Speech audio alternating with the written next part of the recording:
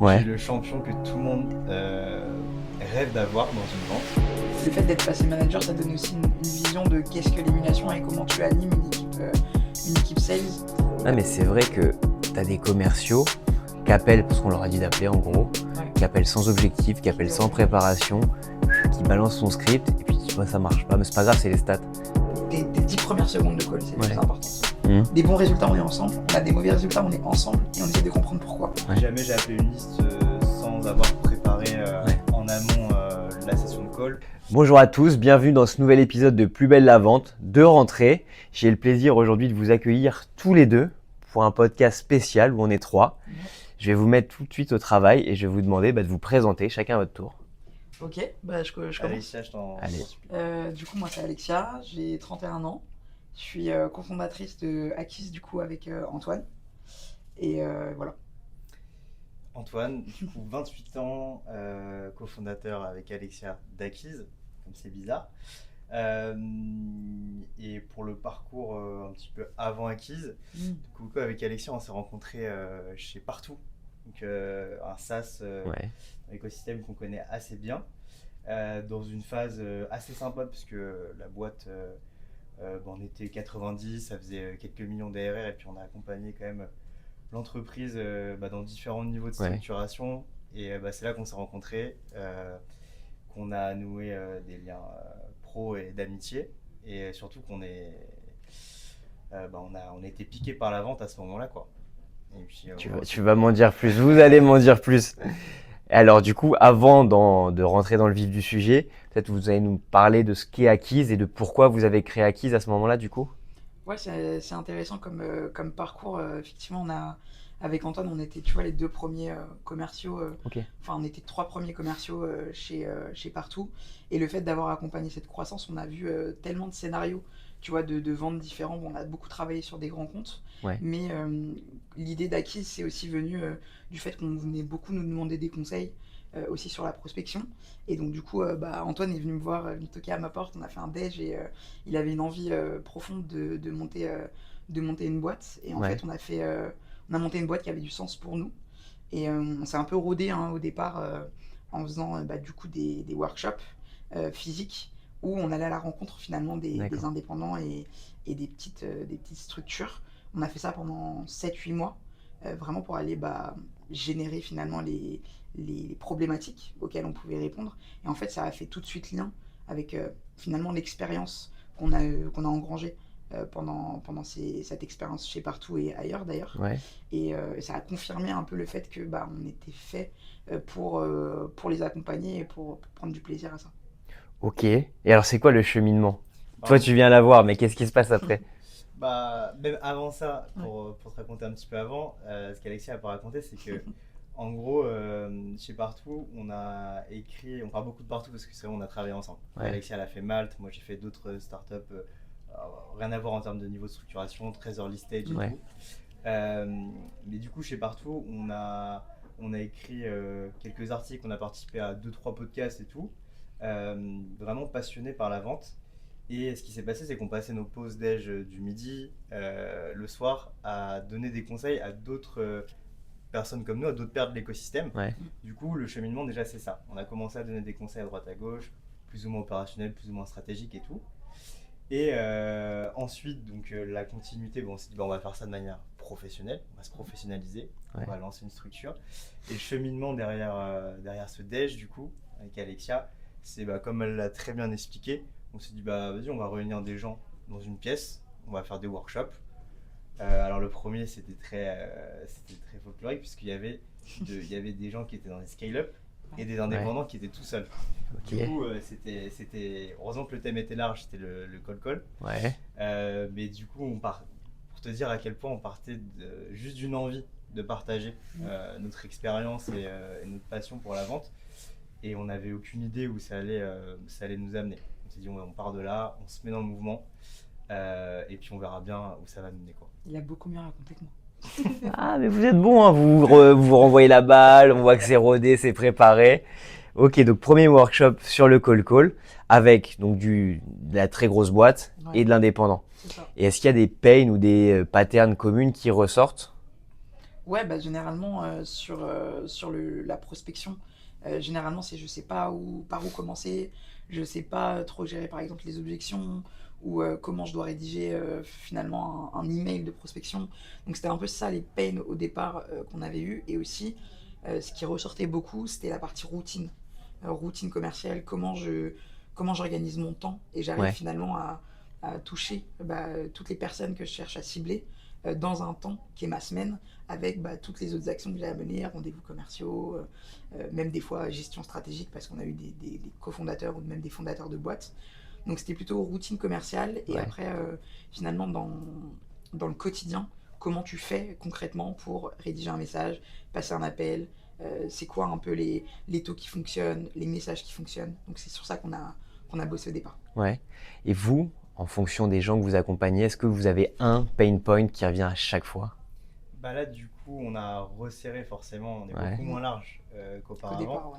Là, les personnes qu'on accompagne, c'est des indépendants ouais, ou alors des, euh, des personnes qui sont toutes seules ou à deux trois cofondateurs qui ont l'ambition en tout cas de développer une agence, ouais, un SaaS, mais d'une entreprise quoi.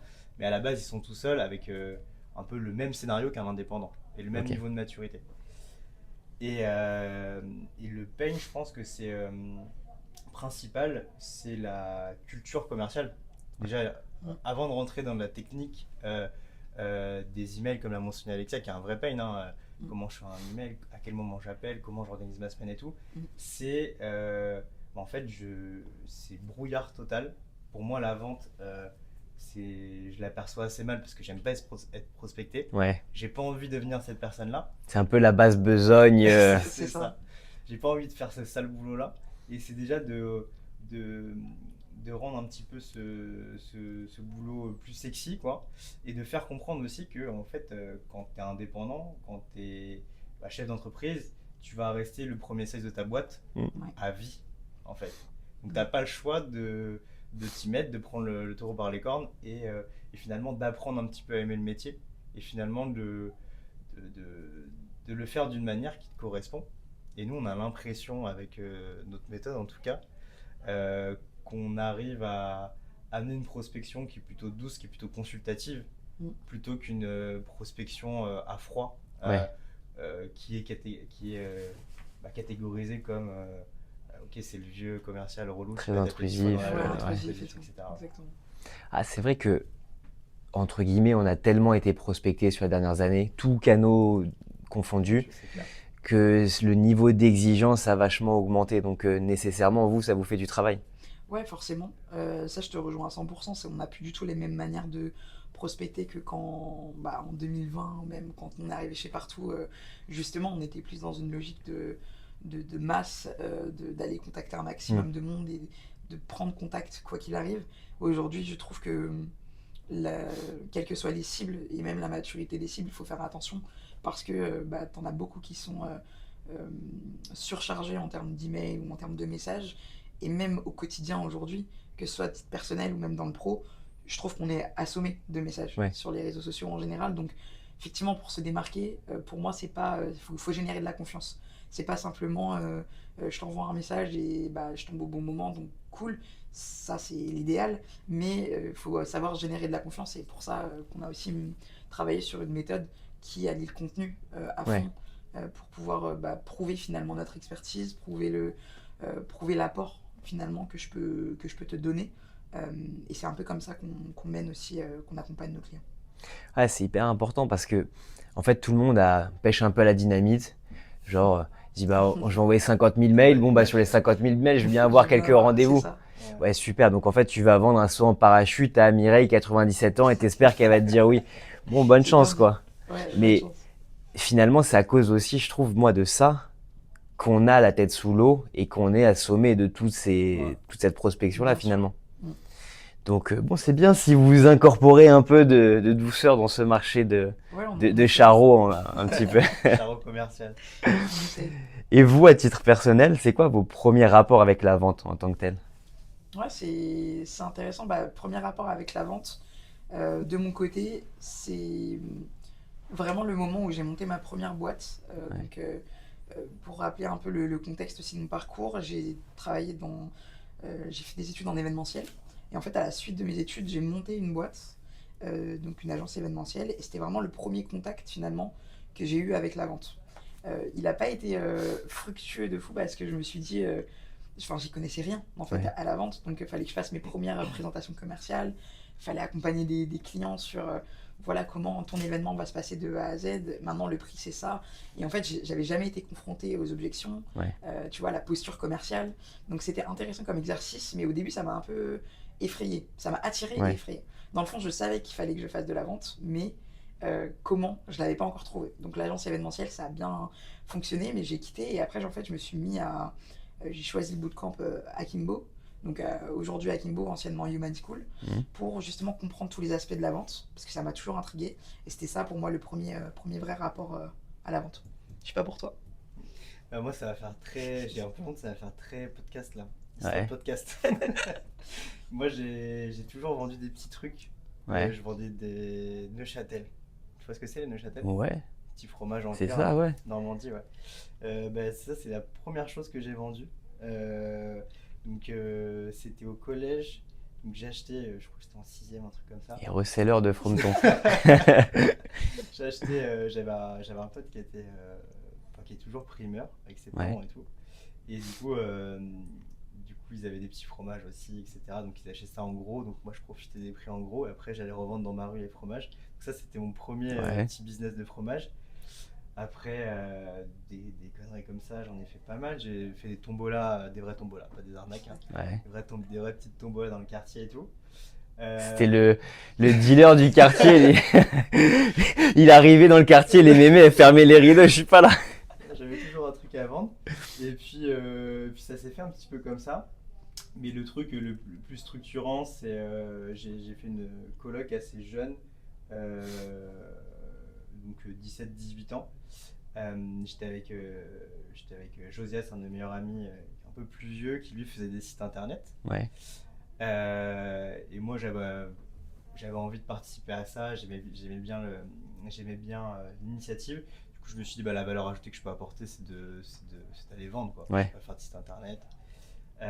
Donc voilà, donc c'est là que on s'est structuré. Donc on a vendu, à l'époque on ne le savait pas parce qu'on n'avait pas de référence entrepreneuriale, mais Ouais. c'était pas si mal.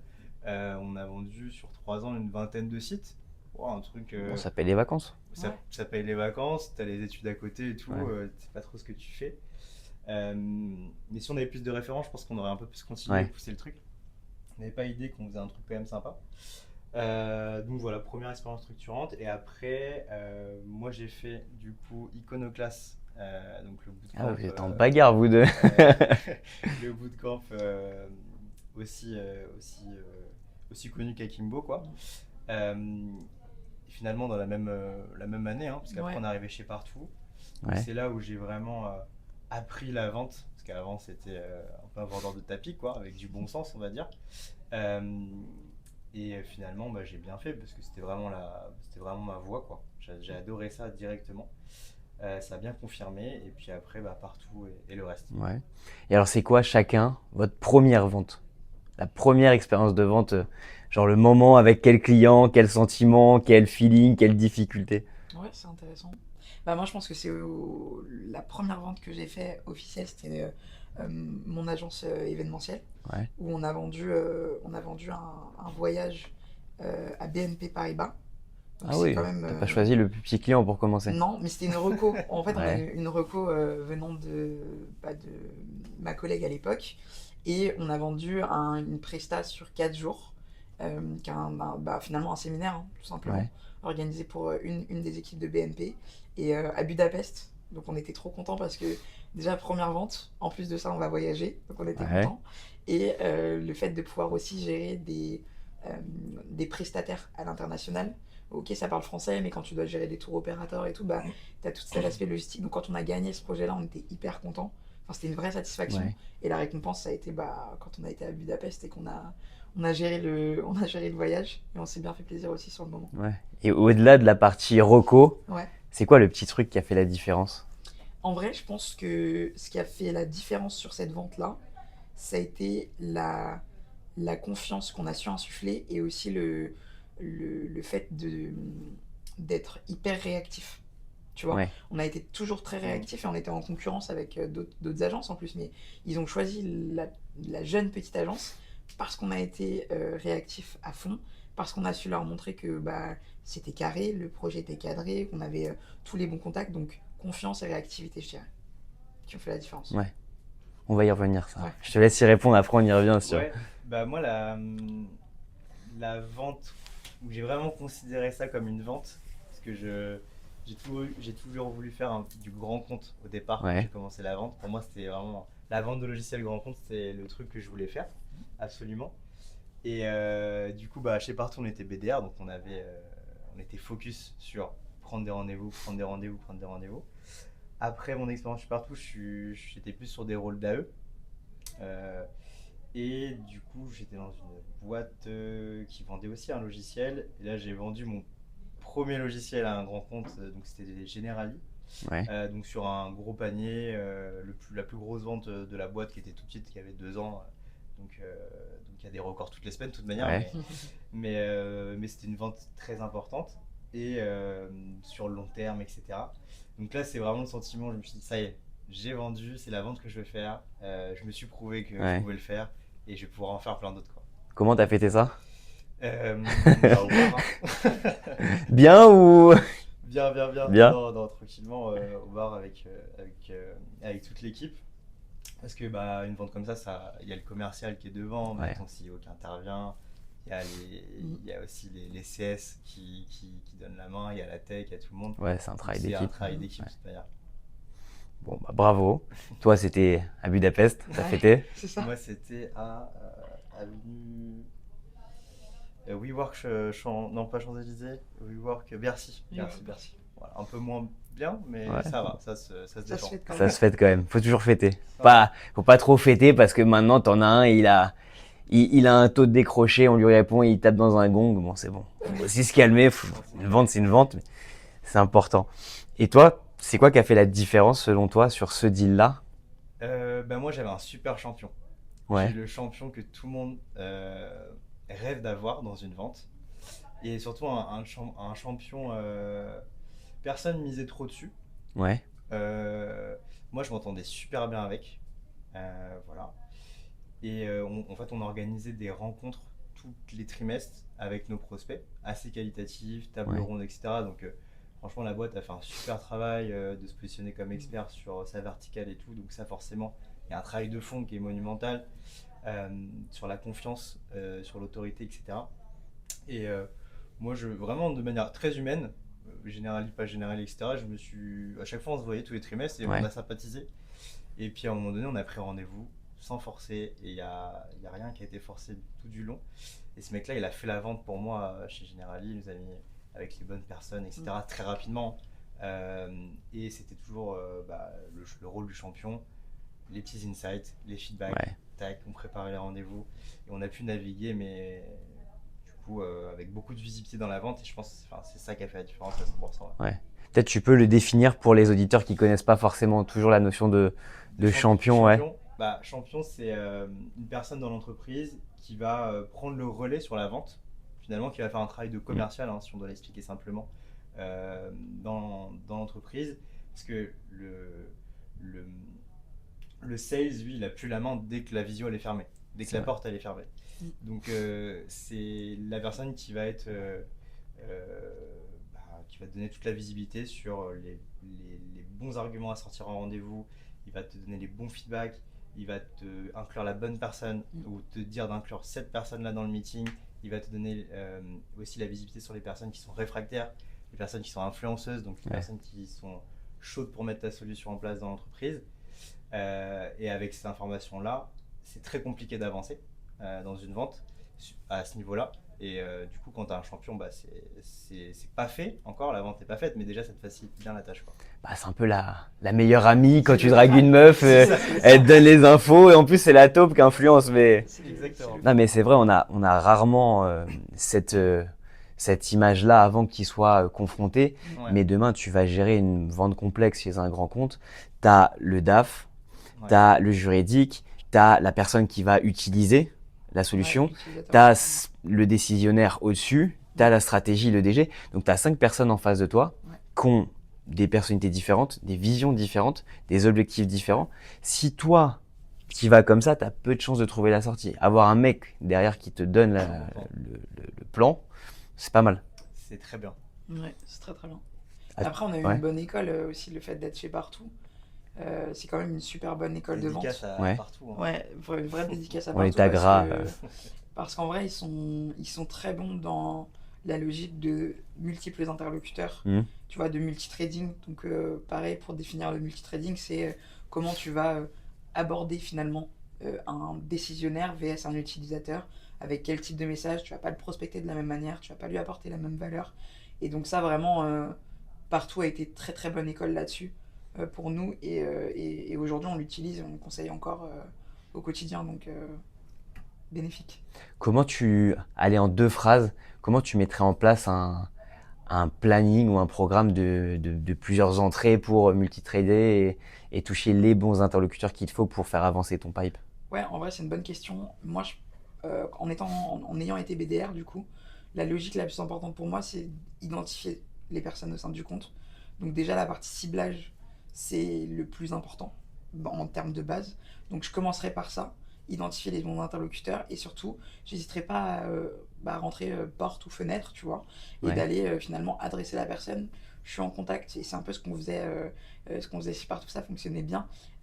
J'allais taper directement par exemple le CEO ou le décisionnaire principal, tu vois, Ouais. ou celui qui a la signature, pour dire bah écoute, c'est qui dans tes équipes qui est en charge de tel sujet. Je redescendais au niveau de l'équipe en ayant l'autorité d'avoir Ouais. parlé au boss. Donc ça me permettait de prendre des rendez-vous assez facilement. Et quand on avait parlé à l'utilisateur, qu'on avait bien pris les besoins et capté finalement la qualification initiale, je remontais au niveau du boss pour dire bah, j'ai échangé avec ton utilisateur, voilà ce qui a été dit. Si tu veux suivre ou poursuivre finalement le deal, je peux te mettre en contact avec le sales qui reprend le process, quoi. Ouais. Et en vrai, ça fonctionnait super bien. Donc moi, j'hésiterai pas à bien identifier les cibles, pour résumer, taper dans les portes pour aller chercher finalement qui est en charge au sein des équipes, et surtout toujours faire un lien entre les deux pour maintenir tout au long du deal la connexion. T'ostracises pas quelqu'un parce que t'en as plus besoin. Non. Mais ce qui est intéressant dans ta réponse et que j'aime bien, je me fais la passe D pour la prochaine question après, tu vois. C'est le côté apprentissage de la vente où très longtemps, et j'ai l'impression que c'est en train de changer, on s'est dit non mais la vente, c'est un beau parleur qui sort son pipeau et qui te joue un air de musique, tu le regardes comme un charmeur de serpent et tu signes. Ouais, non. Mais finalement, bon, peut-être que tu peux t'en sortir comme ça, mais c'est tellement plus exigeant, ça te demande tellement plus de réflexion, de stratagème, de stratégie, que bah oui, tu es obligé de te former. Et du coup, la transition pour la question, vous me parliez de la qualité de l'école de vente et de la culture vente partout. Qu'est-ce qui fait aujourd'hui qu'une entreprise devient une bonne école de vente et qu'il y a une culture sales dans la boîte, selon vous? C'est une bonne question. La première chose qui me vient en tête, c'est à quel point on sent que les dirigeants, déjà tu as la posture des dirigeants par rapport à la vente. Et c'est pas tant est-ce que c'est une boîte sales, est-ce que c'est une boîte tech. Souvent on différencie ça par le nombre de tech ou le nombre de sales, mais c'est à quel point on parle chiffres pendant les réunions, à quel point c'est central. Donc là je pense que c'est enfin chez Partout en tout cas c'était comme ça. Les chiffres c'était vraiment un sujet important, central, et tout le monde était au courant des chiffres sales. D'ailleurs c'est peut-être comme ça dans votre boîte, mais là c'était ça m'a quand même interpellé. C'était toutes les semaines, on avait le point sur les différents pays, et c'était un sujet vraiment, c'était le sujet principal, quoi. Faire rentrer de l'argent dans la boîte. Ce qui devrait souvent être le cas, mais ouais, c'est clair. Et je rebondis sur ce qu'Antoine dit, mais effectivement la dynamique des dirigeants et des équipes, pour moi c'est aussi hyper important dans le sens où tu as l'aspect technique avec ok, on suit le framework médic, etc. C'est très vente, c'est très sales. Je comprends, mais tu as la dynamique et aussi à quel point les équipes s'impliquent dans ça. Et comment, enfin tu vois, si tu peux rebondir avec tes sales, par exemple, je sais que nous on avait une très bonne relation entre les BDR et les sales, où justement on était dans une logique d'apprentissage à fond de la culture. Ok, je suis BDR, là j'ai peut-être loupé le coche, pourquoi j'ai loupé le coche, et je vais demander, tu vois, à mes pairs, pourquoi j'ai loupé le coche, comment toi t'aurais fait. Et je trouve qu'il y avait vraiment cette dynamique-là et ça a pas mal Ouais. aidé. Et deuxième truc, Mm. plus pertinent de ce que je viens de dire là, tu as la relation entre l'équipe commerciale et l'équipe marketing. Aussi. Ouais. Et partout, c'est un vrai credo qu'ils ont pris. Ils ont beaucoup investi sur la relation entre les deux équipes, les mêmes incentives, Mhm. en 100%. tout cas un petit peu différentes, mais tout le monde va dans le même sens. Mm. Et tu n'as pas un pôle market, un pôle sales, tu as un pôle growth quoi, qui pagaille dans le même sens. Et ça, c'est une grande réussite. Une vraie force en Ouais, vrai. une Ouais. vraie force. Et tout le temps fourré avec le marketing, quoi. Surtout la partie Mm. BDR. Alors que tu peux vite avoir des conflits. c'est Ouais, ça. tes leads ils sont merdiques. Exactement. Et ouais, tout le temps avec le marketing, en train de challenger le prochain contenu, demander plus de webinars, Ouais. tu vois, de demander plus de contenu sectoriel, ça. Et finalement, ouais, ça a beaucoup joué dans la balance, cette Ouais. relation. Vous parliez beaucoup, enfin vous l'avez parlé de la partie culture, atmosphère, dynamique, qui englobe un peu une idée de juste de ce qui se passe dans l'électricité, dans l'air. Alors vulgairement, ça te fait penser un peu au Loup de Wall Street, même si c'est pas la meilleure image qui soit. C'est quoi l'émulation dans une boîte pour les sales? Comment tu l'as créée? Comment ça se manifeste? Bah, l'émulation, en vrai, pour avoir été du coup BDR et ensuite manager, Mhm. le fait d'être passé manager, ça donne aussi une vision de qu'est-ce que l'émulation et comment tu animes une équipe sales. Nous, c'était à travers beaucoup les routines, pour être honnête. Ouais. Quand on voit son équipe tous les jours, on a besoin d'avoir une certaine dynamique. Tu as besoin de faire le lien aussi entre les différentes équipes, comme l'a très bien dit Antoine, le marketing, les sales, les BDR. On était tous reliés ensemble, donc effectivement, ça passe par des moments festifs, des séminaires, ce genre de choses pour rassembler les équipes. Mais au quotidien, l'émulation, je dirais que c'est vraiment sur les résultats. Ok, on a des résultats, on est ensemble. Mhm. Des bons résultats, on est ensemble. On a des mauvais résultats, on est ensemble. Et on essaie de comprendre pourquoi. Ouais. Et je trouve que c'est la manière dont tu vas animer ça, c'est à travers les réunions, comment tu parles de tes équipes, comment tu parles d'autres équipes, quel message tu veux faire passer. Et quand tu as une vision de boîte et que tout le monde est aligné sur cette vision de boîte, l'émulation pour moi, elle est là. Tu es d'accord? Ouais, 100%. Et après, ça va aussi. Je trouve ça c'est pour remonter aussi un peu à la souche, c'est aussi tes recrutements, quoi. Ouais. C'est à quel point tu Surtout. vas prendre aussi des gens qui vont se ressembler un petit peu. Enfin, pas obligé d'avoir des clones, c'est pas ça que je veux dire, mais au moins qu'on ait tous ce vernis compétiteur. Et je pense que c'est partout, il y avait pas mal ça. Hein. Ouais. Euh, De vouloir atteindre l'objectif, en fait. Exactement. Et on était tous dans cet état d'esprit-là. Et il y avait beaucoup aussi d'émulation, même du top management, Ouais. sur des Beaucoup. semaines dédiées, sur des compétitions internationales. Alors, t'avais la France, t'avais les internationaux, t'avais ça. T'as envie de gagner là. T'as envie de gagner. Et ça donne envie de gagner à fond. C'est bête, mais dès que tu mets pour des sales, tu mets un Ah petit ouais. enjeu. Petit enjeu, une petite bouteille de champagne, c'est bon, hein. Il en faut peu. Ouais. C'est Mais réglé. allez, même quand t'as plus de budget, une bouteille de Jack, c'est. Non, mais tu rigoles, c'est une anecdote que j'aime bien sortir. T'as alors un grand PDG américain, j'ai pas son nom, qui allait recruter ses sales dans les casinos d'Atlantic City.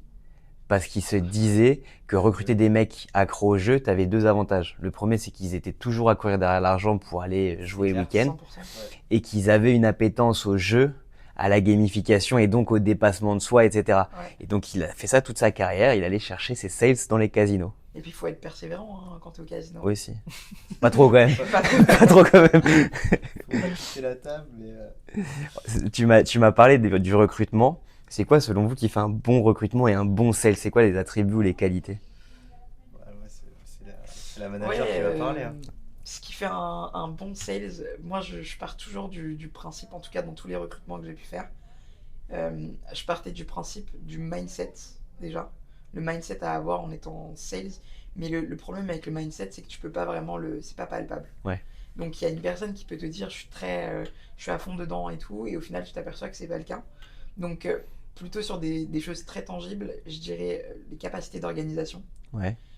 Capacité d'organisation et effectivement la persévérance. Ok, si tu es dans un cadre d'échec, qu'est-ce qui se passe? Comment tu réagis? Donc moi, c'était un peu les deux questions que j'aimais poser. Parce que pour moi, quelqu'un qui sait s'organiser et quelqu'un qui ne lâche pas le morceau, ça peut être un très bon sales. Ouais. En fait, il en faut peu. Bien sûr, tu as les résultats, bien sûr, tu as toute la technique, etc. Mais c'est aussi après le rôle de la boîte et le rôle du manager, pour moi, d'apprendre les choses qui fonctionnent, qui fonctionnent au sein Ouais. de cette boîte. Et donc, pour moi, c'est plus des qualités finalement intra à la personne, en cas d'échec, comment tu réagis. Parce que l'échec, c'est quand tu es sales, tu fais face souvent. Et Plus souvent que la réussite en vrai. plus souvent, Bien sûr. beaucoup plus souvent que la réussite, et ta capacité à t'organiser pour combler finalement, ok, je suis en échec, mais comment je réorganise mon temps ou comment je réorganise Ouais. tu vois, mes objectifs pour les atteindre. C'est un peu comme ça que moi-même je l'ai vécu en étant BDR, donc j'attendais de mes recrutements Ouais. qu'ils aient le même mindset. Moi, je dirais organisation aussi Ouais. à 100%. Là-dessus, on est très alignés parce qu'on est très très organisé. Et rigueur aussi. Et ouais, persévérance. Bon, là, je sais que je serais un peu bateau, mais persévérance, c'est un peu la base, quoi. C'est la base. Il faut même aimer un peu je pense qu'il faut aimer aussi le process tu vois, t'es dans la. T'es Ah dans le ouais, dur. tu m'as dit non? Eh ben tu vas voir. Dans le dur, ouais, Non, c'est mais ça. t'es dans le dur, mais c'est bon, tu vois. C'est bon, on va mettre les choses en place, on va se réorganiser. Voilà. Du coup, persévérance, apprécier le process et être un grand optimiste. Grand objectif. C'est vrai. Ouais. Très Juste bien. Faut voir demain, le... demain, il fera jour, Ouais. demain il fera beau. Demain est Il y a une des nouvelle choses qui vont journée. tomber. Nous, on se le dit souvent là dans la boîte. Demain, ça va tomber. Celui-là, il n'est pas venu, c'est pas très grave, ça va arriver. On attire. On attire. On attire, on fait exactement. tout ce qu'il faut tous les jours. Tous les jours, on mène les bonnes actions. Ça va tomber. C'est un peu cette croyance-là, quoi. T'en as besoin, hein, parce que Bah quand oui. tu te fais ghoster, quand tu te prends 90 noms sur 100 et quelques appels de call, ouais, c'est... Ouais, mais le oui, il fait du bien en fait. Le oui fait tellement Tu de vois, bien, t'oublies les 90 autres, si tu sais l'apprécier. si tu sais l'apprécier. Nous, on en voit, on a aussi des commerciaux assez jeunes, tu vois. Ceux qui se méprennent sur ce que c'est vraiment qu'être commercial, très vite, ils se brûlent les ailes. Parce Ouais. qu'ils se disent, je suis nul, ou c'est trop dur, ou c'est injouable, ou ça marche plus, le call ça marche pas, les leads sont pas bons, Ouais. peu importe quoi. Non, c'est ni l'un ni l'autre en fait, c'est juste que c'est inhérent au travail et que tu dois t'y faire pour réussir, quoi. Mais c'est vrai que ça, on a vu pas mal de BDR aussi passer. Et en fait, quand t'as pas la bonne. Tu connais pas le métier. Quand t'arrives, tu connais pas Ouais. le métier. Du coup, quand tu découvres le métier, tu te rends pas compte à quel point tu vas pas avoir de résultats tout de suite. Ouais. Il y a un temps incompressible avant déjà que tu sois bon dans le discours de la boîte, avant que déjà toi tu sois bon commercialement au global, déjà sur des bases de prise de rendez-vous, etc. Il va falloir brasser des actions, brasser du volume, etc. Ouais. Et tu as ce temps incompressible là qui décourage beaucoup de monde. Et c'est dommage parce qu'après, une fois que tu le passes, t'es plus à l'aise sur tout. Tu mets tous les chantiers en même temps. 100%. Et à un moment donné, tu arrives, tu as un bon niveau moyen sur le discours de la boîte, tes skills de sales, et puis ta confiance aussi que tu as pris en toi. Et là, ça commence un petit peu à rouler. Mais là, tu en perds énormément, quoi. Et Ouais, je c'est rajoute vrai. juste un élément là-dessus. Il y a aussi, en tant que commercial, en tant que sales, la notion de je contrôle et je ne contrôle pas, tu vois. Moi, c'est ce que je me rappelais tous les jours, c'était la notion de, il y a des éléments, tu vas pas les contrôler, tes prospects, tu les contrôles pas. Ça veut dire, et au tout début, quand j'ai commencé, j'ai une anecdote par rapport à ça, l'un des premiers calls que j'ai passé en étant BDR chez Partout, j'ai pris la chose tellement personnellement. Enfin, je sais pas comment dire, mais je me suis dit, le prospect là, il est en train de me tomber dessus par téléphone. Bon, je suis resté 25 minutes avec le téléphone, mais c'était 25 minutes où j'en prenais limite pour mon grade, Ouais. tu vois. Et je prenais les choses limite très personnellement pendant cet appel. Et en face de moi, j'avais mon équipe de BDR qui était là, mais genre chill et tout, enfin Ouais. limite tranquille. Et à la fin de ce call, je me suis dit, mais il y a des choses, tu les contrôles pas. Le mec, il a peut-être passé une mauvaise journée. Ouais. Il est tombé sur toi au téléphone, bah, t'es la personne qui prend finalement pour tous les autres. Mais il y a des éléments que tu contrôles et des éléments que tu contrôles pas. Et pour moi, les skills, toute ta mentalité, les actions que tu mets en place, c'est ce que tu contrôles. Et forcément, ça va t'amener un résultat. Tout le reste autour, c'est des éléments qui sont pas palpables ou que tu contrôles pas. Faut pas te laisser impacter par ça. Ouais, pour gagner, il faut savoir perdre, quoi, C'est ça. en fait. Et donc, ouais, toi, ton premier call, je sais partout, tu t'es fait dégommer. Alors le premier, non. Le tout premier, je me rappelle, Ouais. je me suis pas fait dégommer. Il m'a répondu, mais j'ai un peu trop bégayé. J'étais un peu en sueur dans le coin, dans un Ouais. canapé. Je m'étais mis vraiment dans une salle toute seule. Mais ça s'était bien passé. C'était plus un call genre général sur une semaine type que j'ai Ouais. passée où le prospect m'est pas mal tombé dessus. Mais franchement, c'était une bonne école. Enfin, ça reste Ouais. une bonne leçon, quoi. Et vous qui êtes spécialisé dans l'acquisition, si vous deviez donner 3 conseils sur du call call, ce seraient lesquels? Allez, un chacun. Debout, enfin être debout, juste Ouais. une posture, enfin Ouais. être debout et avoir le sourire. Ouais. Posture, debout. Moi, je dirais sur du call, c'est ton tes 10 premières secondes de call, c'est les Ouais. plus importantes.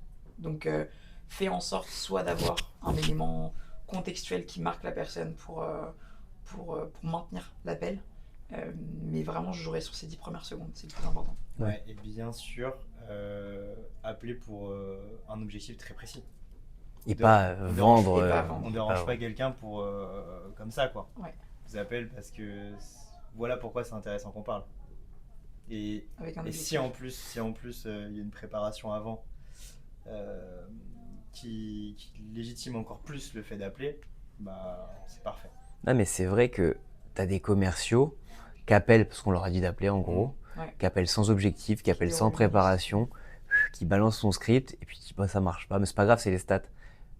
Ouais, Ouais. mais tu peux jouer un peu avec ces stats quand même, tu peux les manipuler un Tu peu. peux avoir des bonnes stats. Et le mec est centré sur lui, mais en fait, Ouais. personne te doit rien. Non. Enfin, il n'y a pas de raison qu'on te prenne un rendez-vous. Enfin, c'est du temps de Clairement. quelqu'un, c'est de l'argent de quelqu'un. C'est Et après, je dirais un dernier truc sur le Ouais. call.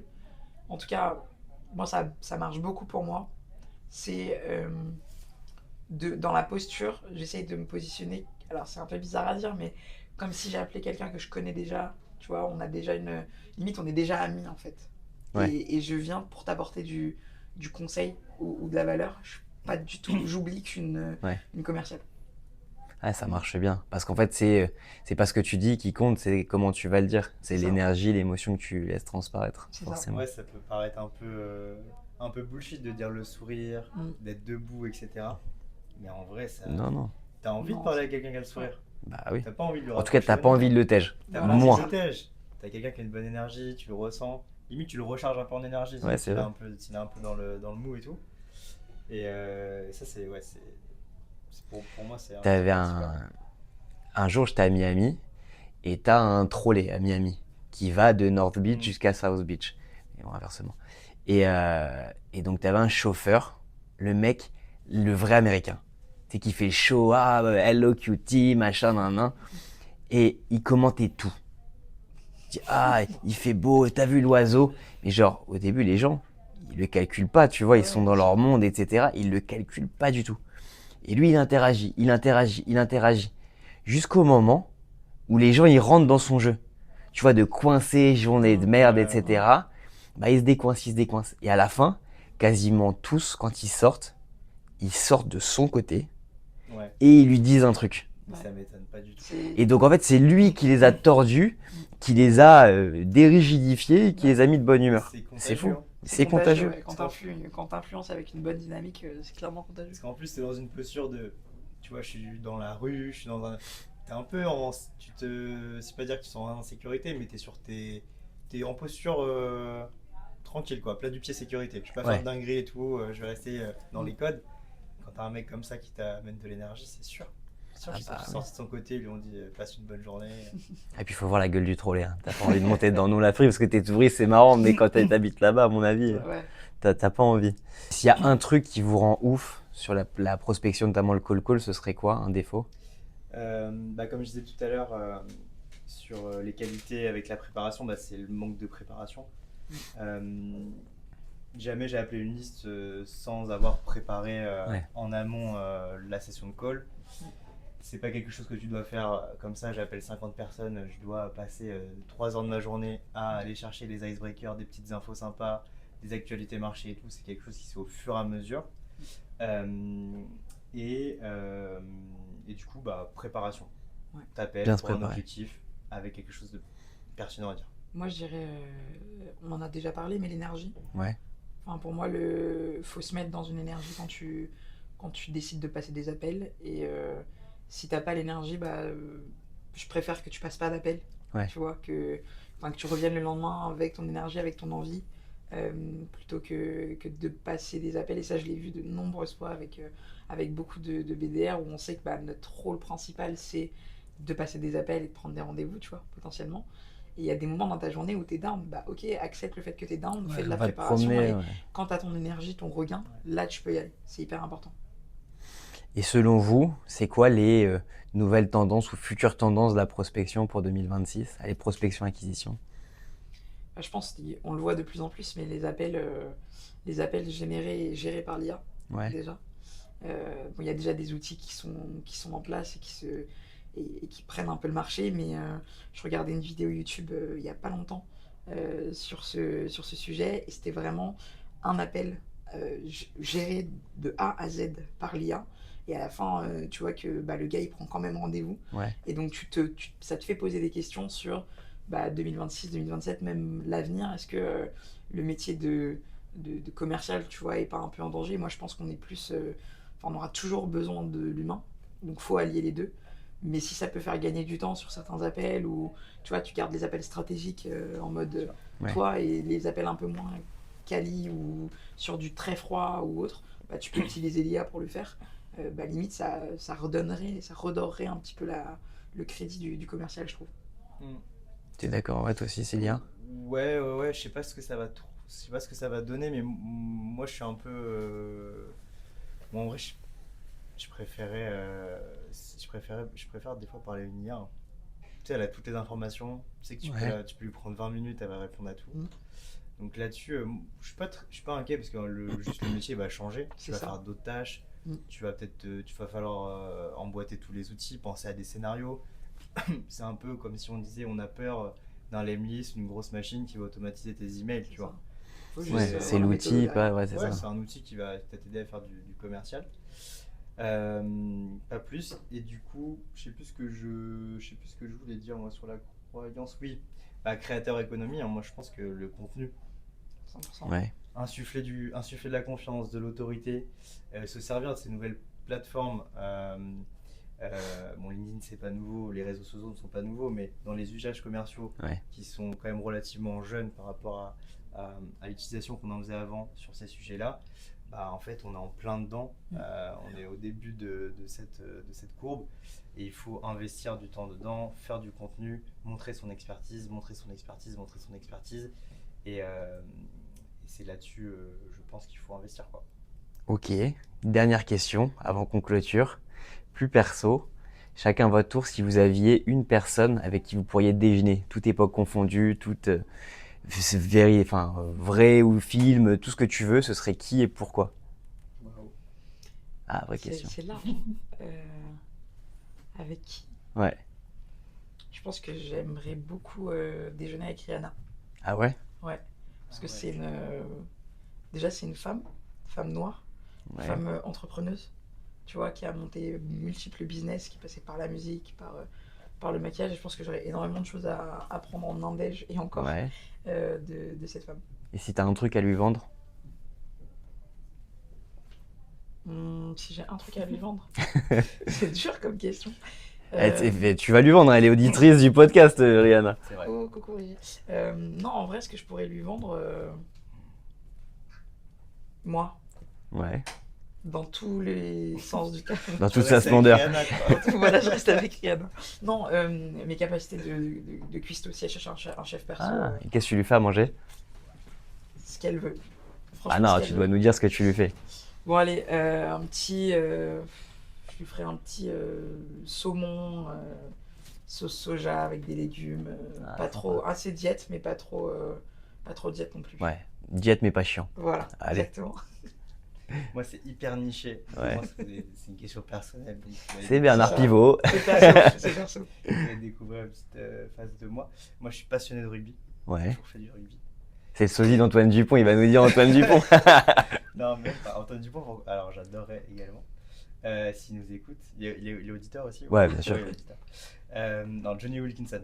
Ah, classe. Et en plus, c'est un mec, au-delà d'être une légende du rugby, T'as la coupe un peu de Wilkinson. un petit peu, bah, je suis Classe. fan. Et c'est un mec qui a une philosophie de vie, s'est blessé à de multiples reprises, mais c'est un des joueurs professionnels qui s'est le plus blessé, qui a eu le plus de longs moments en étant blessé. Et c'est aussi le joueur, paradoxalement, qui a des records il fait du tir au but. C'est un mec qui avait des records exceptionnels là-dessus, qui était champion du monde, qui était meilleur joueur du monde. Donc c'est un mec qui a une dualité en fait entre ses performances et ses moments de grind c'est assez fou. Et il a développé en fait une philosophie assez incroyable de vie. Donc j'aimerais beaucoup, si j'avais le choix, Johnny Wilkinson. C'est beau. Bravo. C'est beau. Merci à tous les deux. Merci à toi. toi. Merci à vous pour C'était votre écoute. J'espère que vous aurez apprécié autant que nous, autant que moi. Et on se retrouve la semaine prochaine pour un nouvel épisode.